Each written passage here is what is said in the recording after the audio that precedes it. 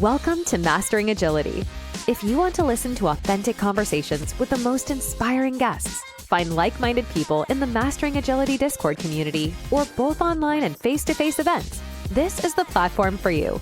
Grab a drink, sit back, and join professional Scrum trainers Sandra Dorr, Jim Sammons, and their guests in an all-new episode. Good evening, good morning, good afternoon, depending on where you're listening from. Today we've got David Asch. David, how are you doing? I am well. Thank you for having me. I'm delighted to be here. We're delighted to have you. We're talking about your book, The Agile Enterprise, but before we're going to dive into the actual content, what compelled you to write this book? Well, interestingly, I was approached by somebody on LinkedIn, which I thought was a hoax, but this guy said, "Hey, do you want to write a book about Agile?" And I said, well, the thing is that my bookshelf is crowded with Agile books, and I don't really have anything new to say about Agile. But what I have been doing in my consulting business is applying concepts from the Agile Manifesto across companies. And if you're interested in my writing about something like that, I think maybe I have a book in me. I'm not sure if I do, but I'll give it a go.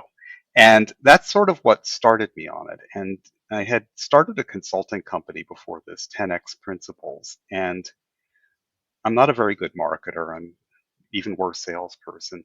But what I started doing is writing blog posts and writing things, and I found that I had a lot in me to get out, and it kind of made me think I could write this book, which I did. You mentioned you felt like it was a hoax. Why did you think so? Well, I think we're just so accustomed to being kind of bombarded on LinkedIn by people trying to sell us things that we really don't necessarily want. So when someone kind of approached me like that, that was just my first reaction. And furthermore, I think we all tend to feel like kind of frauds ourselves. And when this guy asked me, I thought, who am I to be writing a book about this? It turns out I have had years and years of experience doing it, and I had a lot to say about it, but at the time I didn't really think about myself that way. So that's really kind of why I thought, this guy's got to be kidding me. He's got the wrong person.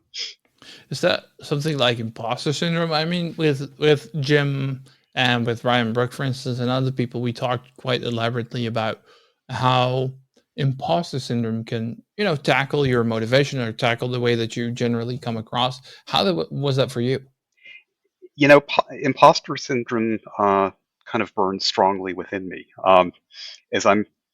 Even as I was writing, I was thinking, gosh, people who really understand these things are going to call me on it when I've written this. And however, upon reading and rereading and editing and all that, I kind of have gone through and I thought, this isn't so bad, what I've written here.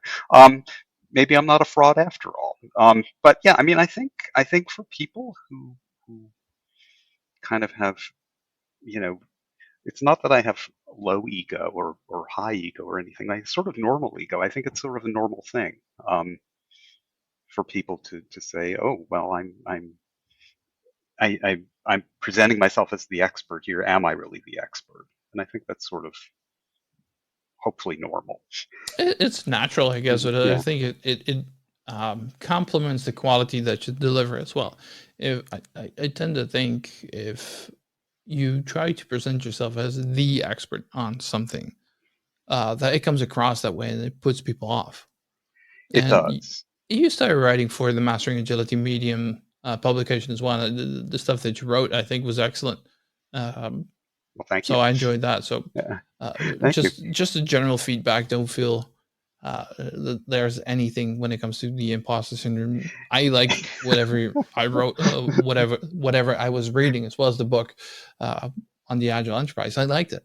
Well, you are free to call me out on anything. And one of the things that I like so much about the writing process is that people do tend to add to it and say, hey, had you thought about this? Or here's my experience with this. And we're not islands, really. We need to kind of communicate these things to one another, and it results in kind of better understanding and better better thinking in the end. Yeah. And that's really what I was trying to do with this book is get my thoughts out and kind of get my experiments out. So what I had done in my consulting business is that I started this business after a kind of a long career in engineering management, a really long career in engineering management, and I recognized that kind of there's a dysfunction, of kind of a pathology in so many companies of dysfunction as companies move into a different stage of growth. So if they move from a startup to not a startup anymore, they get some infusion of cash or they've made money. And teams grow and everything gets bigger all of a sudden. The things that used to work in a startup no longer work. And sometimes processes are put in place. Sometimes processes are too heavy. Sometimes they're not. Uh, but when that happens, things tend to get dropped on the floor sometimes. So communication that used to happen kind of organically between people across teams no longer happens in the same way. People need to stay in their lanes more. People are kind of more objective driven within their own teams, and sometimes silos get created, things like that. So I had recognized that as a kind of a thing to focus on. And a lot of my customers have allowed me to experiment and apply agile principles, not necessarily just in engineering. And I found a lot of success in that, in kind of taking small bites out of a problem and measuring progress along the way. So What was that's the sort of, biggest learning point that you encountered yourself while experimenting in these organizations? I mean, I can imagine that it's kind of a sandbox where you have just almost a right to do whatever and see what yeah. happens. Yeah. Well, what I found, and this may not sound like a revelation to you because it's not really, but it was surprising to me, is that the ideas in the Agile Manifesto were really intended for software developers, but they're so sensible and appropriate that kind of anyone can understand them. And so, for example, I worked with an HR team, and they were tasked with hiring a bunch of people. And kind of rather than making this grandiose 6 month plan for how they were going to get all these people in place at the end of 6 months, we kind of chunked the work up and talked about kind of the process of, well, how do we track people and how do we kind of manage this and how do we manage the communications and how do we measure our success in this, and thinking about these things in a kind of a smaller way. And what it enabled this team to do was to stretch a little bit and realize, okay, if they failed at something along the way, it wasn't the end of the world because it's not like the end of 6 months and they haven't hired their people. It's some little thing they tried to do along the way didn't work, and okay, we'll try something different next time. And we didn't really use any of the trappings of any of these agile methodologies or any of that stuff, but we just sort of talked about the ideas around small batch work. And it really applies not just to HR, but to sales and marketing and all aspects of a company, interestingly enough. And so the kind of the takeaway was how easily people kind of understood that and adapted to it. Did you see any type of aversion when it comes to like Scrum terminology from compared to developers and HR or sales, or for that matter? Like people are regularly not necessarily involved in the day-to-day Scrum usage. Well, it's interesting that you ask about that because, uh, in a lot of ways, kind of the terminology of Scrum has almost permeated all aspects of companies. Everybody seems to know about sprints and they know about stories and they know about story points. I mean, nobody really understands exactly what they are, but they kind of use these terms and stand-ups and retrospectives and all the buzzwords people seem to know, not just in engineering, because I think they're just bandied about so much that they become familiar. But my goal here was not really to implement that sort of environment. The goal was really to kind of get down to the basics of this. And I think in a lot of ways, the methodologies were kind of put in place as a way to help operationalize a philosophy, which is the Agile Manifesto. How do you actually make that real? And so what I just tried to do was to work with the leaders in these groups and figure out a way to operationalize these ideas and to actually sort of figure out, well, what are our short-term goals, what are our long-term goals, and how are we going to meet them, and what's our plan to do that, and how do we want to time box ourselves to get these things done, and how do we want to measure our success or failure. It's important that we recognize failure if we fail, and not cry about it, but kind of move forward and do better next time. You mentioned you work with the leaders. Like, how do you identify leaders? Well, yeah, that's a good question. In a lot of ways, some of the companies that I'm involved with, people have just sort of fallen into roles, just because they are the ones who have exhibited the kind of interest in doing something. However, those are not necessarily the leaders in these things. What I've found is that the people who really kind of take initiative to think a little bit differently are the ones who are the leaders. So for example, in this HR thing, one of the people in one of the teams said, well, the thing is about interviews and that stuff. I hate those things because I never can really get the essence of somebody. I just feel like some people are always acting, and I feel like often we're hiring the best actors, not the most qualified people necessarily. So how do we do this better? And what she said was, well, let's audition them. And I said, well, you can't really just give people like a take-home assignment, or if you do that, people aren't going to have time to do it.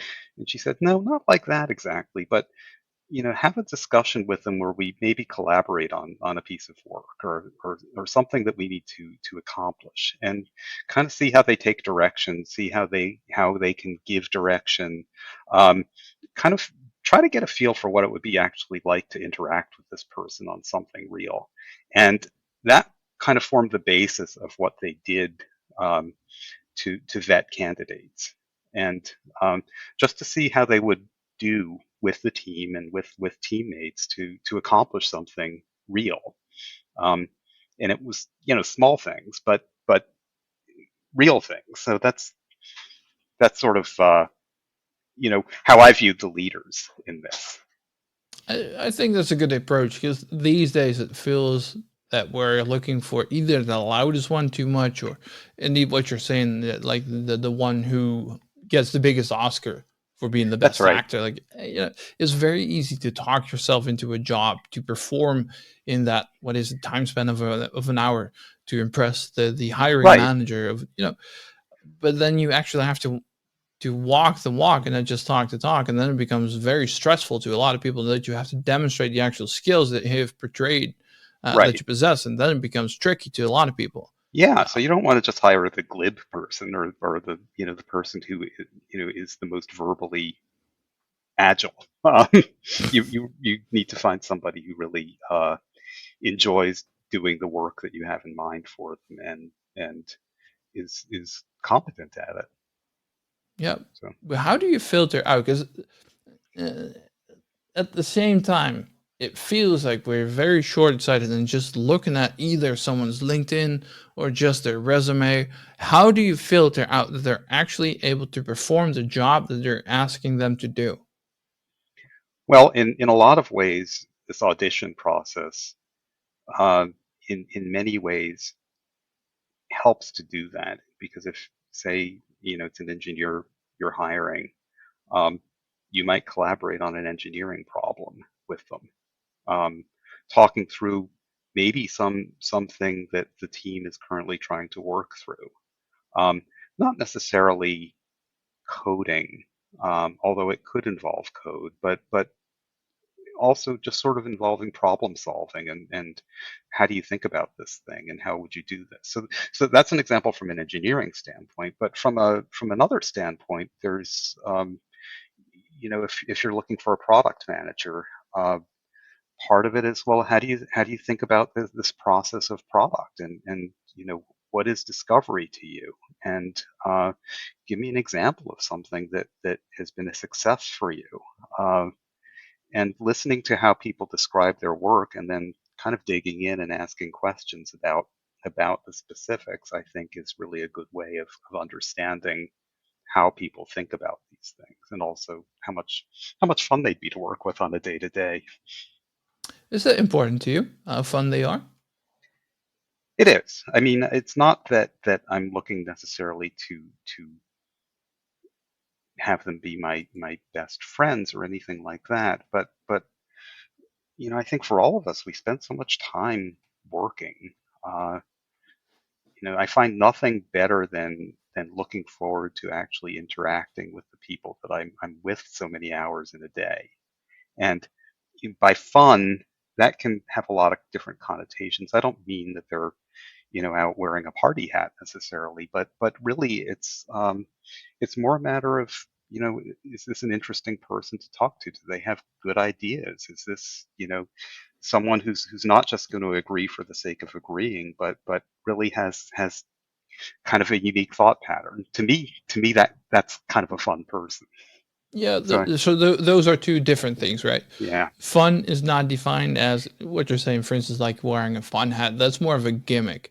Fun is the way that many people, like you and me, perceive it, is a sense of fulfillment that you get out of a job, that, it feeds you energy instead of the other way around, that you pour buckets of energy into it and not really get anything out of it. right, right, yeah, indeed. So people who can kind of give and take and are flexible in their thinking. So, I mean, I think kind of what we're getting to is, what is a smart person? And I mean, I think we all find it, if we ourselves consider ourselves smart, it's fun to work with other smart people, I think, who are going to challenge our ideas and come up with better ideas and all of that. And kind of what I say to people in the interview process is, look, if I ask you about conflicts you've had with people, it's not that I'm expecting us to get into a cage match or anything like that. And it's not this viper pit of disagreement.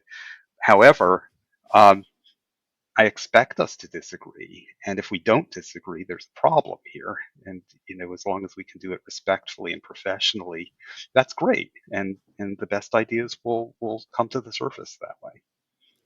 Oddly enough, I've been doing martial arts for quite a big chunk of my life, and there is nothing more respectful I've ever seen compared to any other sport than martial arts. Even though cage matches might seem like it's beating the shit out of everyone, there is nothing more respectful than this part of sports. But that's a completely different discussion. I completely agree with you on the other side of the spectrum. You got to be able to disagree with each other, and that's why these kind of hiring policies are so important. That we hire for diversity, and I don't mean in the color of skin or sex and sexual preference in that sense, but more in that I'm not always, as a hiring team or hiring person, hiring myself basically, right?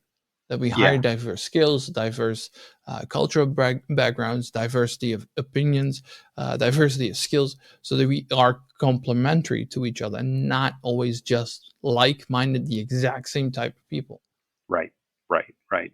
Yeah, and I mean, the other thing is in an interview process, people are really reluctant to disagree, and sometimes culturally, it's a cultural taboo to be disagreeing with somebody in that kind of a setting. So, you know, part of it is that you sort of have to go in with a little bit of an understanding of that as well, that people are feel constrained in some ways, and that once again, the interview process is an artificial thing that doesn't reflect necessarily how somebody will be.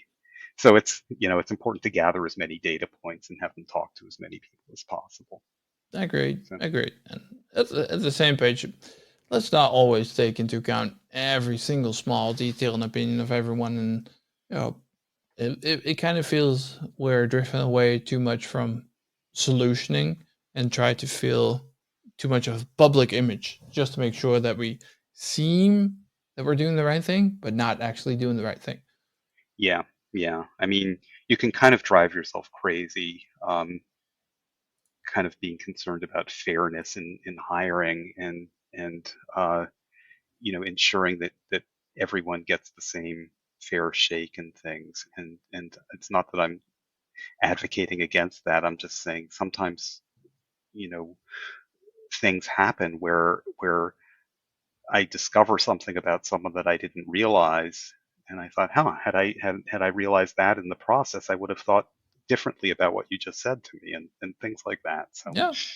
You know, uh, again, I'm not against disadvantage of any people, type of person, type of group, or whatsoever.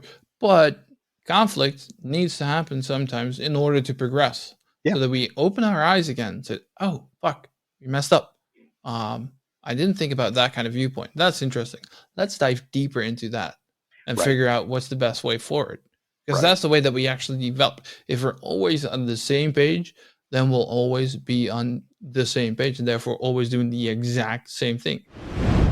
Mastering agility only works with organizations aligned with our values, and that's exactly why we are excited to work with our sponsor. Scrum Match is the free platform for professionals run by professionals. On Scrum Match, true Scrum Masters get hired by companies serious about the popular framework. The awesome people behind this platform have decades of experience, among them a professional Scrum trainer for Scrum.org. They have interviewed, trained, and coached hundreds of like minded people, and they use this exact experience to make you stand out from the crowd and help you get in touch with companies looking for true Scrum Masters. So go to scrummatch.com and sprint to your dream job. Right. And that's the wonderful thing about working with a group of smart people. Like, so, for example, if I take an idea to an engineering team, have them kind of completely beat me up about it and ultimately come up with a much better approach than I had ever imagined. Um, and going through that whole discussion, often all it takes is for somebody like a product manager to come in with kind of the nugget of an idea and a suggestion for, here's what I'm thinking. This is the problem we need to solve.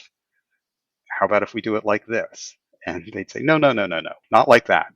But I understand what you're asking for, and wouldn't this be a better thing? And kind of riffing on that, and having people kind of having the freedom to come in and express their opinions without recrimination and without casting aspersion on people's ideas, and really come to the best solution.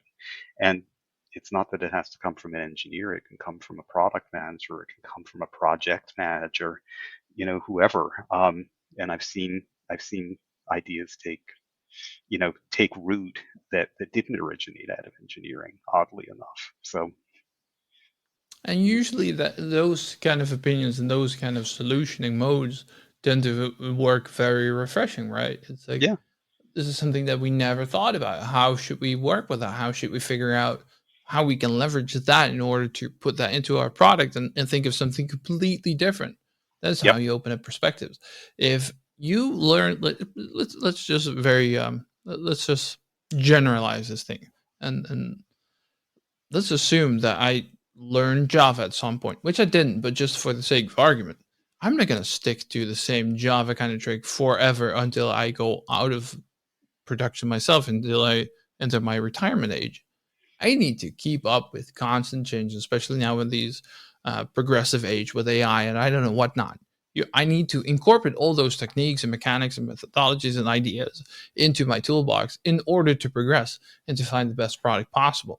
I cannot just be that one trick pony. that's right. Yet on the other hand, we seem to be trusting way and be relying way too much on the same skills that we've been doing forever.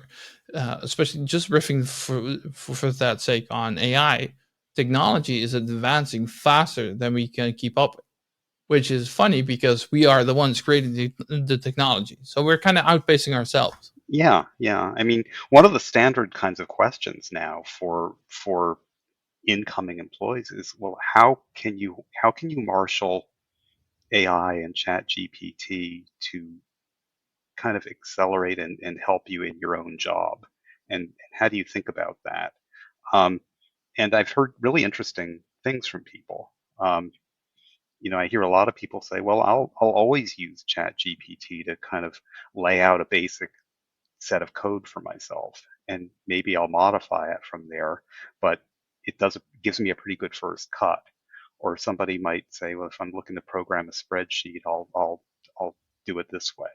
Um, and it can be used pretty powerfully. I mean, uh, I'm not conversant enough in it myself to figure out how to make it work for me yet.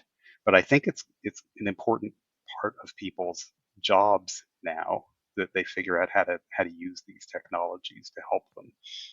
And I think it's really a kind of an interesting thing that in a lot of the kind of the public, people are kind of looking um, suspiciously at these technologies, like, oh, it's going to take my job, and it's not done by a human.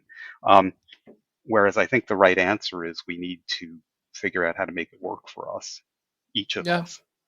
interesting. Teresa Torres was on this podcast a couple of weeks ago, and she mentioned AI is here to augment us, not to replace us. So it should be like an extension of the work that we do, and not to replace us.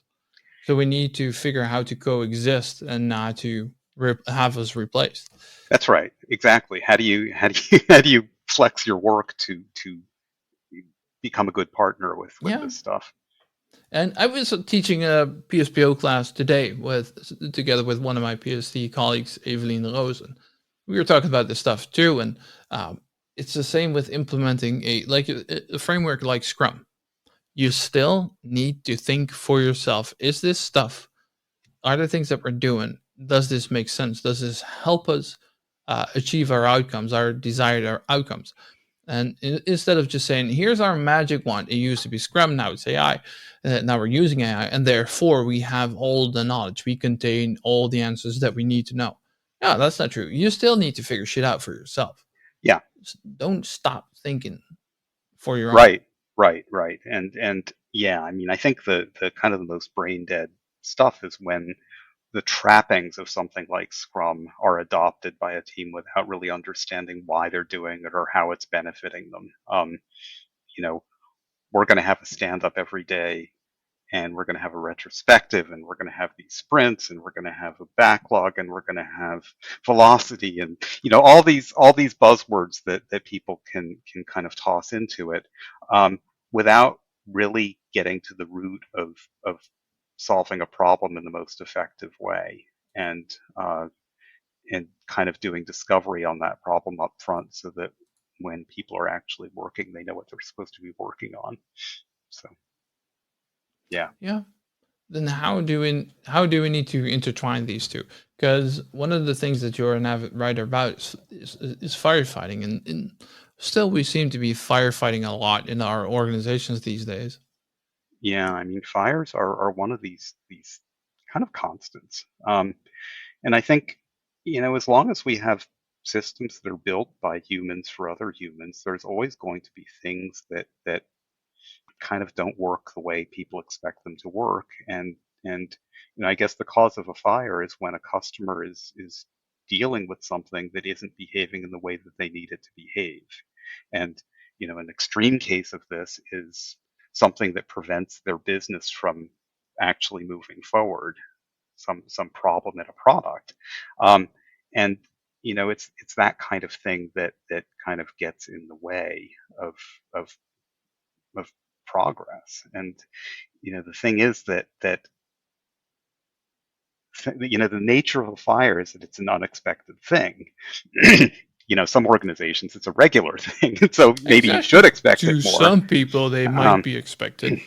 yeah, but it's sort of like, often once a fire is over, everybody is so exhausted by it that they want to kind of forget it ever happened and go back to life as normal again. Um, and the problem with that is that if you don't sort of spend time after a fire to kind of do a post-mortem and figure out, well, what was the cause of that thing really, and what did it expose in our product that requires us to make change. um, you're likely to just face the same kind of fire again, and that's like the worst. Yeah. You know, it's one thing to be fighting a different kind of fire each time. That's cooler than fighting the same fire each time. And Some people thrive on this kind of chaos. I mean, this is a personal story, but one of my family members married an arsonist at some point, and that person really, wasn't aware that it was an arsonist. And for some magic reason, trucks would get set on fire wherever this person would appear. And it took about 30 trucks to go up in flames before they start to figure out this pattern. wow. Yeah, no one Yes. expects to be married to an arsonist. It's No, not the no, kind no. of thing, yeah, no one advertises that. No. That and usually it's a mental thing because these people thrive on chaos, but also they can show up to pretend to be the hero. Like, I put out this fire. I know how to deal with this. Look at me being so awesome. Yeah, But hold on. If you scratch the surface, you're the one who created this.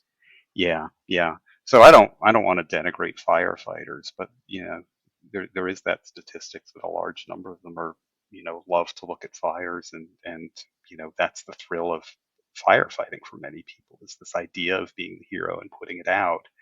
And similarly, there's a lot of corporate culture, it's often startup culture, that really values this idea of everyone wearing many hats and banding together and extinguishing fires. And in a lot of ways, it's not that employees intentionally set these fires. However, a lot of employees are really derive a lot of satisfaction from putting them out. And so it leads one to believe that perhaps people aren't trying hard enough to prevent the causes of fires in the first place. So, No, agreed. And also, just to make sure that I'm conveying myself as good as possible, there's a difference between a firefighter and an arsonist, and you have both in the organization where people thrive on this chaos and making sure that they create stuff that then they can put out apparently themselves, so they can appear as the hero. Like, I solved this impediment. Well, kudos to you, but you also created this yourself. So you know you're kind of shaking your own hand. And then there's the actual firefighter who figures out a solution and makes sure to prevent that. The old American paradigm, only you can prevent forest fires, that kind of applies in organizations as well. right, Only right. you are the one who can prevent these kind of impediments from occurring if you just make sure that either you smother them the moment that you see them, or you don't start them at all. Yeah, yeah. I mean, what I've typically seen, when you think about the causes of fire, so you know, and this is kind of a fire analogy. We're going deep into the fire analogy, but you need oxygen for a fire, and the oxygen could really be just things like human error and things like that cause the thing, and you need some sort of fuel, which would burn, and those combinate, and you need some source of heat. So a customer kind of flexing things in a way that you hadn't anticipated can kind of cause these fires. And the kind of the question is, how does a company respond to these things, and how do they kind of contain them in a way? It's one thing if you're a small company and you have one customer who has a fire, and if that customer is down unless the fire is extinguished, then okay, then everybody can join in and put the thing out. But it doesn't work when there's a lot of customers, or when you have deadlines, or if you're actually trying to deliver products. Having everybody in a company kind of jump into a fire and work to extinguish it just doesn't work, for just about any company. There's almost no circumstance that an all hands on deck kind of fire response is an appropriate response. And often the culture of a company rewards this firefighting so much that it's hard for people to kind of change. Um, you know, how do you become a non-arsonist? No, agree. But at the same time, it seems to be a self-fulfilling prophecy where organizations spend too little time on delivering actual quality over making sure that we have set a proper definition of done, making sure that we understand when can we go to production, when do we meet done criteria, making sure that the stuff that we deliver is of sufficient standard in order to prevent rework from occurring. But we just got to push to production because we promise it, or even worse, sales promised it to our stakeholders, and we just got to go to production right away. Yet preferably as they skip testing and let's go. Yeah, yeah. I mean, yeah, absolutely. We live in an imperfect world, and there are pressures beyond just sort of a perfect technical solution that demand that things get delivered sometimes that are not optimal. And I think the kind of the art is figuring out, well, what corners can you cut that aren't going to cause a fire? Um, and how do you repair some of the things that you've done along the way um, that could result in a fire? And how do you do that? And I think kind of a team of craftspeople, uh, will really be insistent that they deliver a quality product and not deliver until that thing is ready. And then there's another side of the company that says, but if we don't deliver this thing, in this amount of time, we're losing this much revenue and we can't exist as a company unless we move forward with that. So, somehow you kind of have to split the difference and figure out, well, what can we afford to do and what features can we afford not to have? Um, and, in a lot of ways, being less feature rich and having high quality, smaller features is preferable to kind of a broad swath of functionality, none of which works very well. So, some of it is this quality over quantity thing also. Do you think we should set a price or quantify the results um, of organizational arson? Well, yeah. I mean, the thing is that it's hugely expensive, and it you know in most cases it's depending on how the management in the company works. Often fires are just sort of forgotten after they're done, and nobody is really trying to quantify it. Um, and they can be hugely expensive, not just the fighting of the fire, but whatever has to be done after the fire to actually address the issue so the fire doesn't flare up again.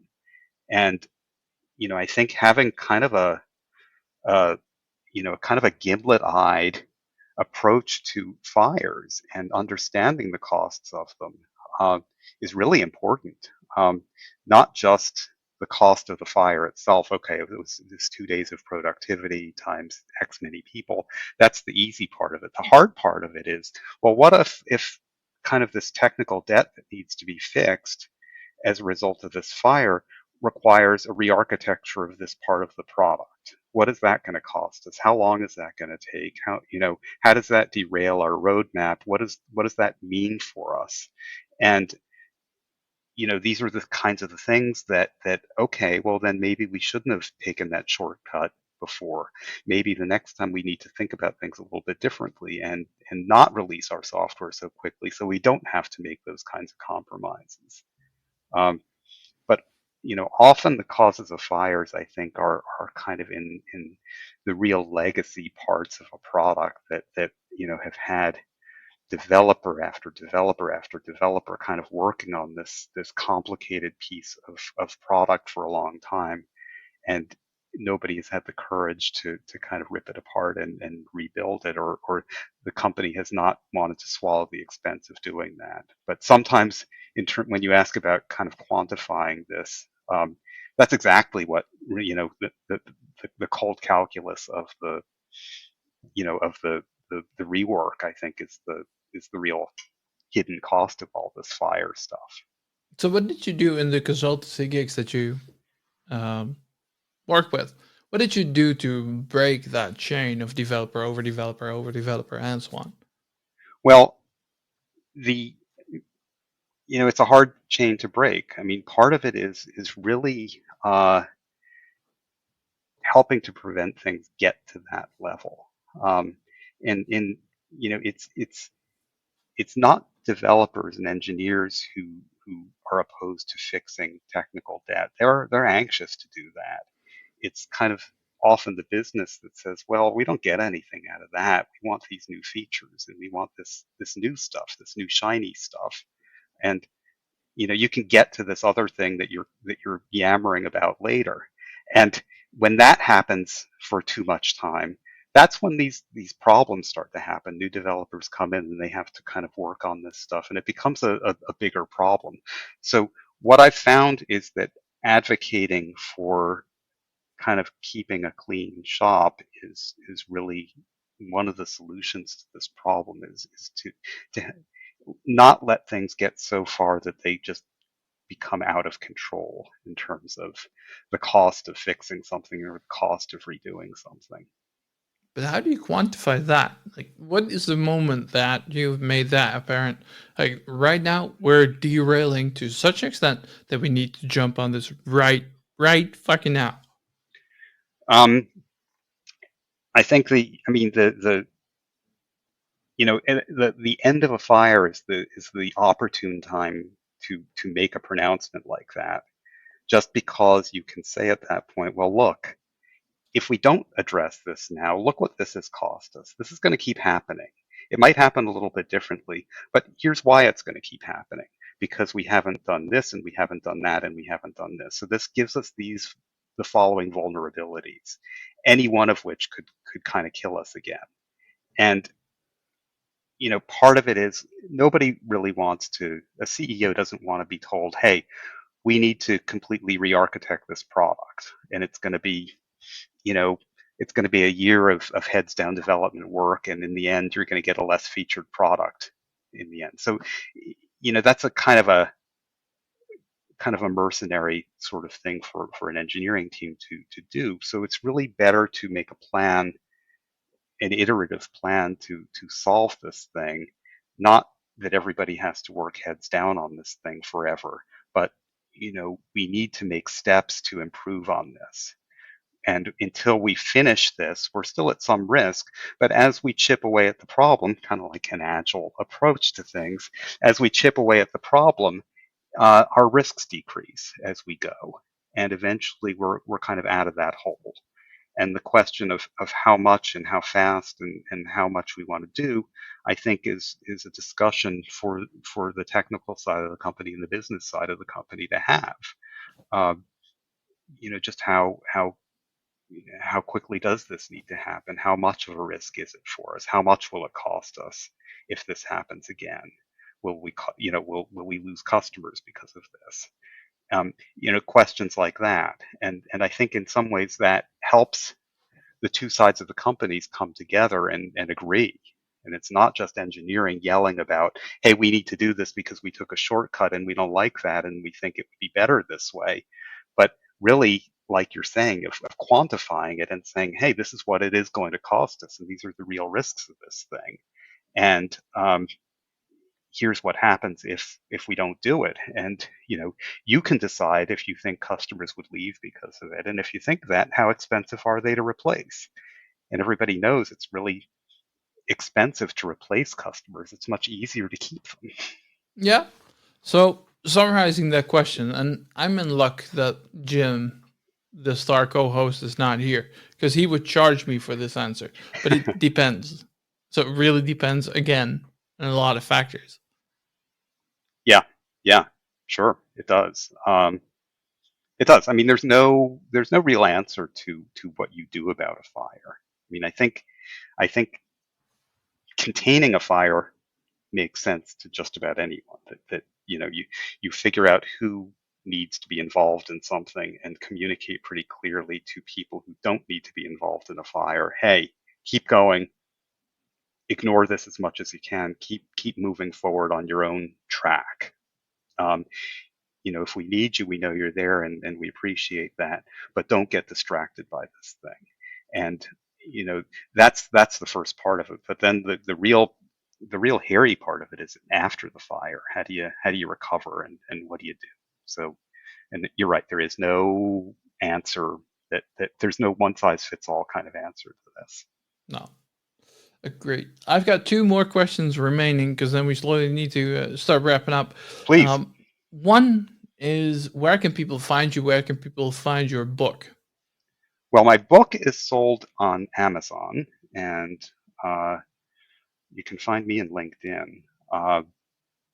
And my book is also sold in Business Expert Press, who's they're the publisher of the book. But I think most people can look up Asch, Agile, or something like that on Amazon, and the book will come up. All right. So to summarize, the book is called The Agile Enterprise, written by David Asch. Last question, and I'm gonna, after that, I'll start wrapping up and make sure that you have a proper weekend. But if there's a question that you would recommend us to ask our next guest, or you would like us to ask our next guest without knowing who it is, what would you like us to ask that person? Let's see. I would want to know what comes after Agile, from a development perspective. What's the next thing, and how do we incorporate all these new technologies like AI that are on the horizon? And what does that mean for business in the future and engineering in the future? All right. I'm looking forward to asking this question. I'll make sure to do so. Please do. David, thank you so much for being here. Thank you so much for handing me. I enjoyed reading the book. Appreciate it. I know how much of an effort it is to actually write a book and to keep going and to ensure the pace that still make sure that you actually deliver the book. It's a whole process. So all kudos to you. Thank you again for being here, asking all these questions. Thank you for having me. It's really delightful conversation. So you're really good at this. So thank you. Appreciate that. Thank you very much, Short. Talk to you soon. Appreciate it. Thank you. Bye. That is all for today. Thank you for listening. If you liked this episode, let us know by hitting that like button. Share it with friends and colleagues, sharing a message on LinkedIn, joining our warm and welcoming Discord community, or attend recordings as a virtual audience. You can find all the relevant links in the show notes. We hope you'll tune back in for the next episode of the Mastering Agility podcast.